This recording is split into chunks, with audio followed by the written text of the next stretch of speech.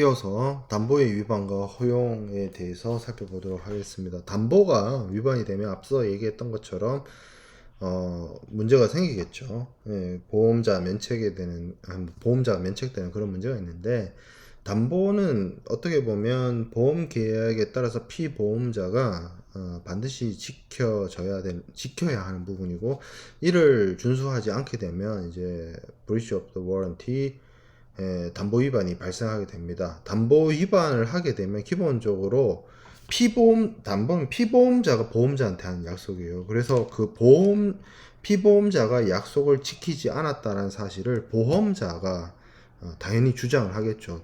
그러니까 피보험자가 내가 한 약속인데 내가 안 지켰어, 이렇게 나오지는 않을 거 아니에요. 그렇죠? 그래서 보험자가 피보험자의 담보 위반에 대해서 이를 주장하고 그 사실에 대한 근거를 입증을 해야 되는, 그렇게 만약에 된다면 보험자는 보험계약에 따른 보험금 지급 의무로부터 면책될 수 있습니다. 담보를 위반하게 됐을 때 발생되는 효과라고 되어 있는데, 핵심은 이거예요. 보험자의 위험 부담이 면제된다. 그래서 쉽게 말해서 보험자가 사고가 발생했다 하더라도 보험금을 지급하지 않게 된다는 거죠. 그래서 담보 위반에 대해서 어떻게 보면 보험자에게 해지권이 발생한다라고 볼 수가 있습니다. 물론 이 보험자가 담보 위반이 있음에도 불구하고 그것에 대해서 피보험자에게 약속을 물을 수도 있지만 묻지 않을 수도 있어요. 그래서 담보 위반에 대한 권리를 보험자가 포기할 수도 있습니다.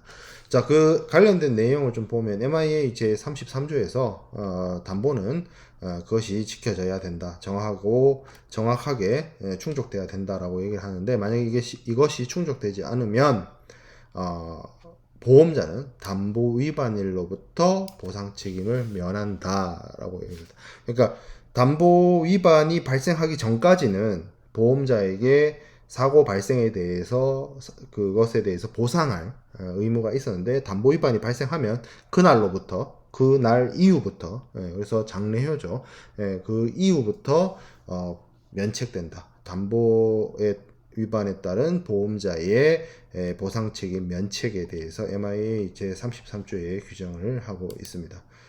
자, 그리고 담보 위반의 허용 이렇게 되어 있는데, 앞서 제가 그 얘기를 했어요. 담보의 위반이 있다 하더라도 담보 위반에 대한 권리를 포기할 수도 있다, 이렇게 되어 있는데, 담보 위반 시에 피보험자가 이를 회복하기 위한 노력을 취할 수 있겠죠. 그래서 피보험자가 위반 사실을 즉시 보험자에게 통지하고, 여기에 대해서 핵심은 이거예요.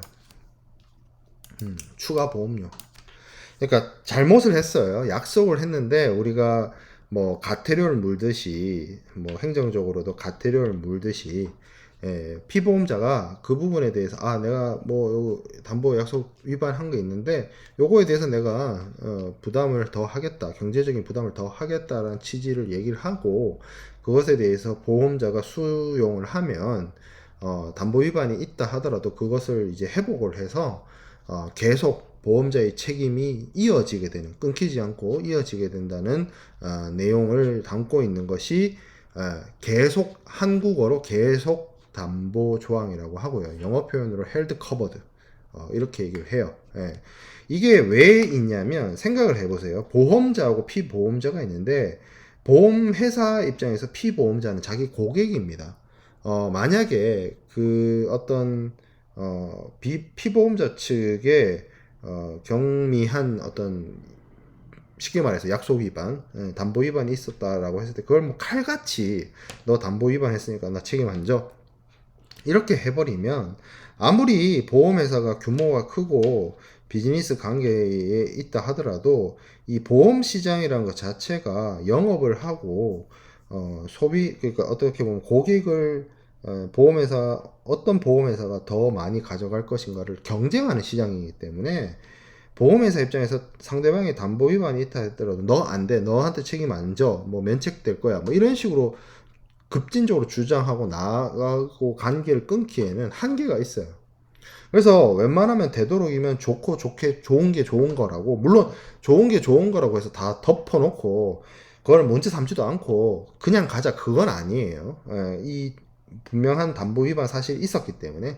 근데 이제 그 담보 위반의 사실을 어느 정도 회복할 수 있을 정도의 협상, 피보험자 보험자 사이에서의 협상이 이루어지게 된다면 그것에 대한 반대급부로서 뭐 추가 보험료 납부가 있을 것이고, 뭐 그런 꼭 뭐 추가 보험료도 추가 보험료 지급이 이루어지면 이게 뭐 허용된다, 이렇게 보긴 또 사실 어려워요. 추가 보험료 지급이 안 될 수도 있고, 그리고 이런 합의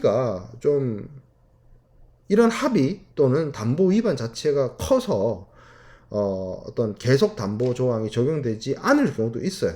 이거는 제가 뭐 무슨 명확하게 칼 자르듯이, 무를 칼로 자르듯이 단편적으로 얘기하기는 조금 곤란하고, 이게 비즈니스라는 관계, 그러니까 피보험자와 보험회사라는 비즈니스 관계에 있다 보니까 그 담보의 위반이 발생했을 때 MIA 규정처럼 칼처럼 보험자 면책 이렇게 가는 것이 아니라, 이 담보 위반 사실에 대해서 피보험자와 보험자가 적극적으로 대화를 하고 협상을 하고 해서 뭐 추가 보험료를 더 내서 이 문제를 덮고 넘어갈 수도 있는 거고, 아예 문제 삼지 않을 수도 있는 거고, 이걸 문제 삼아서 말 그대로 이 보험 계약은 뭐 쉽게 말해서 종료 내지는 취소시키고 뭐 다르게 가는 뭐 그런 여러 가지의 형태나 사례가 나타날 수 있습니다.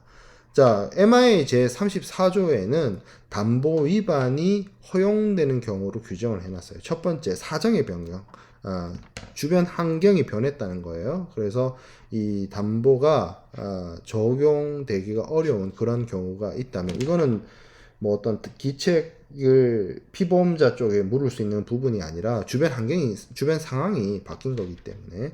그리고 처음에는 적법한 것이었는데 뭐 나중에 법률의 개정으로 인해서 이 문제가 뭐 위법이 됐다든지, 아니면 이거 세 번째가 또 확실히 그런 건데, 보험회사 입장에서 그 상대방 고객과의 관계를 고려해서 이 담보 위반에 대한 부분을 문제 삼지 않는 경우, 그런 부분이 있을 수 있습니다. 어쨌든 이렇게 원만하게 합의해서 문제를 해결하면 좋지만 그렇지 않은 경우도 분명히 있어요. 자, 그리고 담보 위반이 일어났어요. 이런 경우 있을 수 있잖아요. 담보 위반을 했는데 그 문제를 바로 고쳤어. 그러니까 뭐가 문제가 됐었는데 그거 바로 수정했어요. 그러면 그거를 덮고 갈 수 있느냐? 규정상, MIA 규정상으로는 그것을 고쳤거나 그것을 회복했다 하더라도 일단 담보 위반이 발생을 하면 그것은 회복이 불가능해요. 그래서 바로 그러니까 담보 약속을 어긴 거를 회복을 했어요. 회복을 했다 하더라도 약속을 어긴 건 어긴 거기 때문에 그걸 문제 삼아서 보험자가 보상 책임을 지지 않는 면책을 주장할 수 있는 여지가 있다는 겁니다. 자, 그러면 여기서 담보와 고지를 한번 비교해서 살펴보도록 하겠습니다. 담보의 그 어떤 법적인 담보와 고지는 우리가 지난 시간에 배웠던 거고, 담보는 이번 시간에 배운 건데, 그 법적인 차이를 좀 살펴보면, 담보는 안전장치라는 거죠. 보험자 입장에서는 안전장치예요. 그래서 피보험자한테 어떤 특정한 사항이 있거나 특정 사항을 이행해라, 뭐 이런 것들을 이제 요구하고 명시하는 거고, 고지는 피보험자가 보험자가 보험 계약을 체결하기 위해서 계약 체결의 여부라든지 보험료 산정이라든지 이런 것들에 관해서 우리 계산할 수 있도록 구두나 서면으로 중요한 사실들에 대해서 보험자에게 알리는 것이고요. 담보는 그래서 보험 계약의 일부를 구성을 하는 거고, 보통 보험 증권에 기재되기 때문에요. 명시담보의 경우에. 근데 고지는 이건 이제 계약 성립 이전에 행해져야 되는 어떤 보험 계약의 전제 조건으로서 이루어지는 부분이고, 보험 계약의 본체는 아니에요. 보험 계약의 내용을 구성하는 것은 아닙니다. 자, 형식적인 차이. 보통 이 워런티는 보험 증권의 명시담보의 경우에 그 보험 증권에 기재하거나 아니면 첨부하거나 하는 방식으로 하고요. 고지는 이게 꼭 어떤 특정한 형식이나 이런 거를 법적으로는 원칙적으로는 요구하지 않아요. 그래서 구두로도 할 수 있고 서면으로도 할 수 있고. 근데 이제 실무상으로는 문진표를 간다라고 지난 시간에 얘기하긴 했습니다. 자, 효과상의 차이가 있는데 담보는 엄격하게 충족되지 않으면 보험자가 어떤 보험 계약의 의무로부터 면책이 돼서 보험금 지급이나 이런 것들을 하지 않게 되고, 고지는 고지 의무 위반이 있게 되면 뭐 사실 이것에 대해서 이제 보험 계약의 해피, 취소 이런 얘기가 있었지만 뭐 그걸 이제 따지고 들어가기에는 이 고지 의무와 관련해서 이것이 보험증권에 기입되어 있지 않기 때문에 어느 정도 거로만 하면 되고, 우리가 지난 시간에 배웠던 것처럼 인슈어런스 액트로 개정되고 나서는 보험자가 뭐 질문하지 않을 정도로 신중한 보험자가 추가적인 질의를 하지 않을 정도 수준으로만 하면 된다라고 했기 때문에, 추가적인 질의를 하면 뭐 충분한 고지를 안 했다라고도 할 수 있지만, 어떻게 보면 추가적인 질의에 대해서 피보험자가 답변을 제대로 하면 문제없이 넘어갈 수 있는 부분인 거고, 그리고 반대로 생각해 봤을 때 추가적인 질의가 없었다는 게 피보험자가 아니라 보험자 측에 우리가 공정 제공 의무라는 측면에서 문제가 있거나 정보가 부족하다면 보험자가 질의할 의무를 부여했기 때문에, 보험자가 추가적인 질의를 하지 않았다는 것은 반대로 피보험자가 충분한 정보 제공을 했다는 반증으로 들어간다는 것을 우리가 인슈어런스 액트의 듀티 오브 페어 프레젠테이션, 공정 제공 의무를 통해서 우리가 살펴보았습니다. 자, 이런 그 담보나 고지의 위반이 발생하게 되면 담보는 그것을 회복할 수도 없고, 일단 보험 계약에 대한 해지, 보험자의 면책이 있었고, 고지 의무 위반이 발생하게 되면 기본적으로 어떤 전제 조건에 문제가 있었기 때문에 보험 계약을 취소할 수 있게 되는 거죠. 취소를 할 수 있다. 취소를 하게 되면 전체가 무효가 되고, 뭐 보험료를 반환해야 되고, 물론 이거는 이제 MIA 규정이고 인슈어런스 액트 규정으로는 고의성 여부, 이런 부분을 따져서 나눠서 대응이 있었습니다. 이 부분은 MIA 규정을 기준으로 담보 의무 위반과 고지 의무 위반을 비교해 놓은 것이기 때문에 여러분들이 헷갈리지 말고 참고해서 보면 될 것 같고요. 정확한 고지 의무 위반에 대한 인슈어런스 액트에 대한 내용은 우리가 지난 강의 자료에 분명히 있었고 설명을 드렸습니다. 자, 그리고 이 담보도 이 워런티도 영국 해상보험법에 넘어와서 개정이 이루어졌습니다.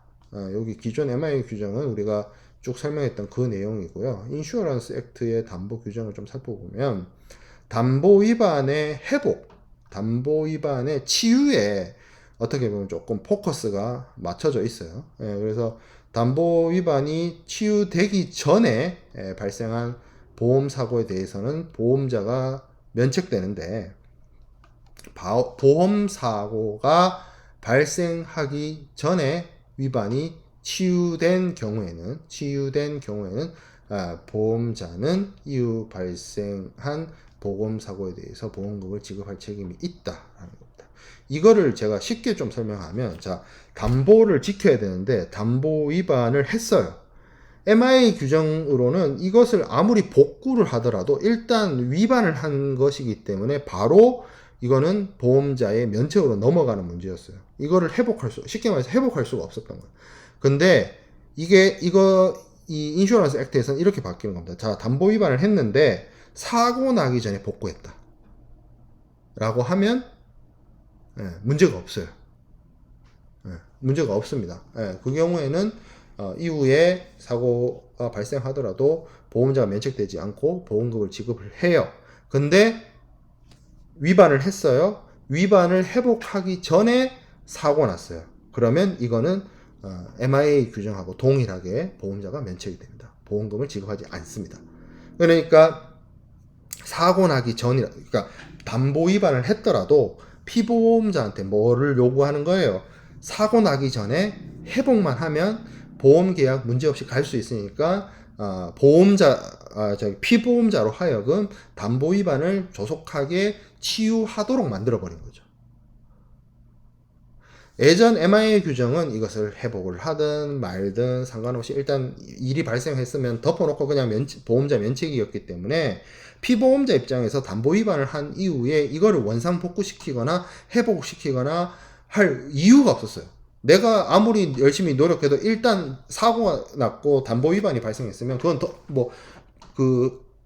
쉽게 말해서 엎어진 물이야. 이게 주워 담을 수 없는 그런 상황이었지만 이제 인슈어런스 액트로 바뀌면서 이게 핵심적인 변화 사항입니다. 담보에 대해서 인슈어런스 액트가 이야기하고 있는 인슈어런스 액트에서 10조에서 얘기하고 있는 부분이 이제는 쏟아진 물을 주워 담을 수 있다.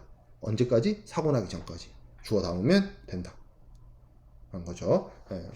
자, 그리고 추가적인 사안들이 있는데 요거는 조금 어떤 부분이냐면 자, 담보 혹은 기타 보험계약 조항이 위반된 상태에서 발생된 보험 사고에 대해서 자, 그러니까 요거죠. 회복하기 전에 사고가 발생했어요. 요거 첫 번째 줄에 있는 거. 원래는 이 회복하기 전에 사고 나면 보험자 면책으로서 보험금 지급이 안 이루어져야 되죠. 그렇죠. 근데 그렇다 하더라도 그런 위반이 실제로 발생한 보험 사고와 동일한 유형의 사고 위험을 증가시키지 않았다는 점을 피보험자가 입증을 하는 경우에는 보험자가 면책을 주장할 수 없습니다. 보험자가 면책을 주장할 수 없다는 것은 보험자가 보험금을 줘야 된다는 얘기거든요. 왜 이렇게 되는 것이냐는 거예요. 그러니까 담보 위반을 했다면 담보 위반을 했잖아요. 그리고 사고가 났잖아요. 이 담보 위반하고 사고에 인과관계가 있어야 된다는 걸 얘기를 하고 있습니다. 보험자가 쉽게 말해서 담보 위반을 문제를 삼아서 보험금을 지급하지 않으려면 뭐 해야 된다? 담보 위반, 워런티 위반과 보험 사고 발생에 관계가 있어야 되는 거예요. 우리가 앞에서 명시담보, 묵시담보를 많이 봤잖아요. 명시담보에도 종류가 여러 가지가 있었죠. 어떤 특정한 명시담보를 위반을 했어요. 근데 이 명시담보 위반한 거하고 사고하고 관련이 있어야 된다는 거예요. 요거를 담보를 위반했기 때문에 이 사고가 났다. 이런 식의 관계가 있어야만 보험자 면책, 보험자의 보험금 지급이 이루어지지 않는 거죠. 별도의 일이라면 내가 담보 위반한 거랑은 전혀 별개의 사유와 상황에 의해서 사고가 발생했다라고 한다면 이 뒤에 있는 것처럼 보험자는 보험금 지급을 할 의무가 있습니다. 즉 다시 얘기해서 정리를 하자면 워런티 위반, 담보 위반이 동일 유형 사고와의 관계, 이 담보 위반으로 인해서 사고 발생 가능성을 높여야만 그것을 문제 삼아서 보험자가 면책되고 보험자가 보험금을 지급하지 않을 수 있게 바뀌었습니다. 어디에서? 인슈어런스 액트에서. 자, 그래서 예시를 좀 들어볼게요. 자, 예를 들어서 건물 및 내부에 재물에 대한 재물보험이 있어요. 재물보험. 그래서 피보험자가 출입경보기 이렇게 세콤 같은 거 생각하면 되겠죠. 세콤 같은 거를 설치해야 된다는 워런티가 있어서 이건 지금 약간 해상보험이라기보다는 손해보험인데 제가 왜 이 내용을 가져왔냐면 그 영국에도 한국의 법제처 같은 기구라고 해야 되나 기관이라고 있어요. 로우 커미션 있습니다. 브리티시 로우 커미션인데 그 브리티시 로우 커미션에서 인슈어런스 이거 액트 2016년에 나왔잖아요. 이때 그 법 반포를 하잖아요. 그 법 반포를 할 때 자기들이 직접 예시로 담은 거예요. 이게 내가 창조한 예시가 아니야. 자기들이 이게 좀 지금 제가 설명은 했지만 이 설명 내용들이 여러분들 머릿속에 팍 바로 꽂히진 않잖아요. 좀 복잡한 내용이잖아요. 자기들도 알았나 봐. 법 개정한 사람들도. 그래서 이거 영국 사람들이 예시를 한 겁니다. 그냥 저는 번역해서 가져온 거예요. 자, 무슨 얘기냐면 보험 계약을 했는데 어떤 보험이냐? 이게 무슨 손해보험이에요. 집에 도둑이 들거나 하는 거에 대한 재물보험을 들었는데 피보험자가 뭘 설치하기로 했느냐? 세콤 같은 걸 설치하기로 했어요. 그게 워런티였나 봐. 약속이었던 거죠. 그러니까 보험회사 입장에서 너네 집에 도둑 들어서 물건 훔쳐가고 그러면 내가 보험금을 지급할 테니까 다만 세콤 달아 이렇게 된 거예요. 쉽게 말해서.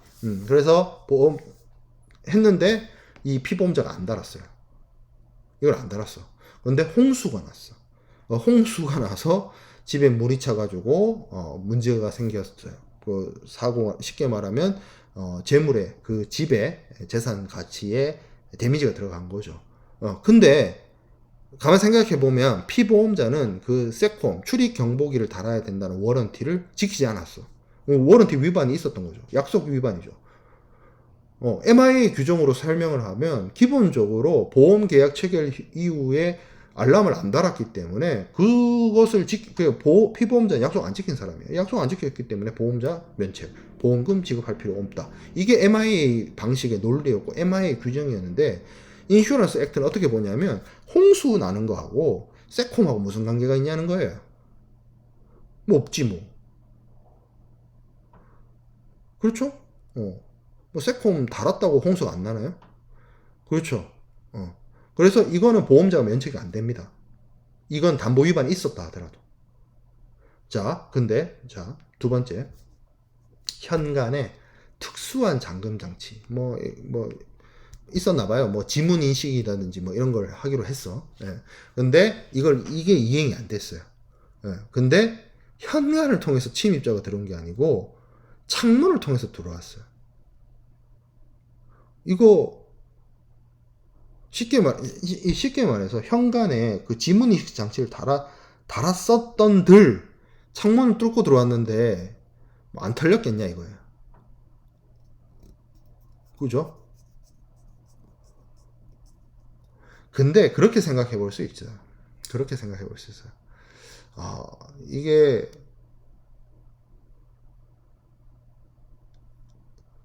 어떻게 보면 이 현관에 지문 인식 장치와 같은 어떤 안전 장치가 있었다라고 한다면 저 집은 쉽게 말해서 도둑한테 저 집은 뭔가 좀 대비가 잘 돼 있구나 라는 인식을 줬을 수도 있고 굳이 저 집을 털지 현관에 저렇게까지 해놨는데 창문에도 뭘 해놨겠지 이렇게 생각을 했을 수도 있지 않나요? 그러니까 아까 제가 얘기했던 것처럼 뭐 지문인식 장치를 달은 거는 현관이니까 그거 달든 안 달든 창문 뚫고 들어간 거를 어떻게 하겠냐라는 시각도 있을 수 있고 지문인식 장치를 달았으면 저 집은 보안이 잘 좋구나 해서 안 들어갈 수도 있고 뭐 이렇게 이야기를 할 수 있지만 우리가 앞의 사례처럼 이 알람하고 홍수 세콤하고 홍수의 관계처럼 완전히 동떨어져 있다라고 보기는 조금 어려워요. 두 번째 사례는. 그래서 이 로우 커미션에서 뭐라고 얘기하고 있냐면 요런 두 번째 경우에는 그래도 잠금 장치하고 도둑의 침입 요거는 어떻게 사고 발생 가능성을 높였다라고 이렇게 봐서 요건에 대해서는 보험자가 면책된다. 그 보험자가 면책된다는 건 뭐냐면 피보험자가 잠금 장치를 안 했기 때문에 워런티 위반이 있었고 워런티 위반이 있었기 때문에 보험자가 면책되고 보험자가 면책되기 때문에 보험자는 보험금을 지급하지 않아도 된다라는 사례를 들고 있는 겁니다. 이 두 사례 다 제가 만든 사례가 아니라 인슈어런스 액트를 개정한 영국의 로우 커미션에서 이 내용을 설명하면서 들어놓은 사례를 국어로 번역한 내용입니다. 자, 그래서 이 담보 부분에 대해서 이러한 개정이 일어나게 된 부분은 보험자에 대해서 좀 엄격하게 적용이 되어야겠다라는 취지에 있고 그리고 담보의 대상이 된다면 보통 피보험자가 청약과 관련된 진술이나 이런 것들까지도 담보가 되기 때문에 그런 측면도 있고 그리고 담보 위반과 손해 발생이 아무런 관계 우리가 앞에서 봤던 사례 첫 번째 같은 경우 그런 경우에도 담보 위반만 발생하면 보상이 되지 않는 그런 문제 이게 사실 컸죠. 그리고 담보 위반하면 그것을 회복을 하든 안 하든 상관없이 일단 뭐 그냥 무조건 면책인 그런 부분 뭐 그런 취지가 있었어요. 피보험자는 계약 해지를 못하고 보험료 납부 같은 거 해야 되고 왜냐하면 이게 보험 계약이 해제되는 것이 아니라 해지되기 때문에 그런 경우 있죠. 그러니까 담보 위반이 발생하게 되면 담보 위반이 발생하기 전까지의 보험 계약은 유효한데 담보 위반이 발생하는 그 순간 이후부터 보험 계약이 면책되는 상황이 발생하기 때문에 이 기존의 어떤 MI와 관련해서는 피보험자의 권리나 권익이 너무 경외시되고 있다, 중시되지 않고 있다라는 시각이 있었어요.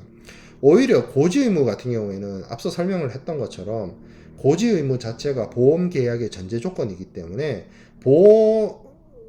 고지의무 위반이 있다? 그러면 취소된다는 건 말 그대로 보험 계약을 무효화시키고 원천적으로 없던 일로 만들어 버리는 것이기 되기 때문에 이게 뭐 보험료 반환, 물론 그 인슈런스 액트에서는 고의 여부를 따져서 보험료 반환을 안 할 수도 있었지만 보험료를 반환해 주거나 이런 일들을 했단 말이에요. 근데 이거는 담보의 위반 같은 경우에는 이때까지 잘 나가다가 보험료도 냈고 다 하다가 담보 위반이 발생하는 그 순간 그 이후부터는 보험 계약이 없어지고 보험자가 책임을 안 지는 그런 상황이 있기 때문에 어떻게 보면 담보 위반에 대한 어떤 피보험자의 책임 혹은 보험자의 이익이 보험자의 쪽의 이익이 좀 크다라는 문제 제기가 있었습니다.